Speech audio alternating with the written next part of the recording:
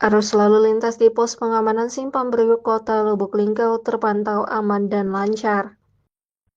Hal tersebut disampaikan oleh Kasatlantas Polres Lubuk Linggau, AKP Desi Azari SH MSI, yang menerangkan bahwa untuk kondisi arus kendaraan yang melintas di kawasan tersebut masih dalam keadaan kategori normal.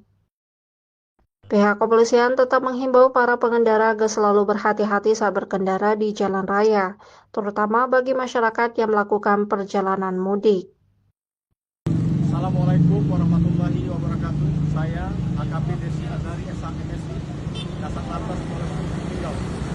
Saat ini kami sedang berada di pos PAM Simpang Priok, Kota Lubuk Linggau. Terpantau arus lalu lintas saat ini dari arah Lahat Musirawas, baik pun dari arah Muba dan Musirawas menuju Kota Lubuk Linggau, terpantau aman dan lancar.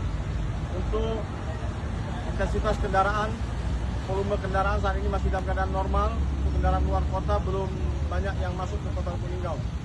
Kami himbau kepada masyarakat pengguna jalan, khususnya pemudik, agar senantiasa selalu berhati-hati di jalan raya. Semoga dapat menjalankan ibadah puasa dan menjalankan Hari Raya Idul Fitri bersama keluarga, agar terciptanya mudik aman, keluarga bahagia. Salam Presiden.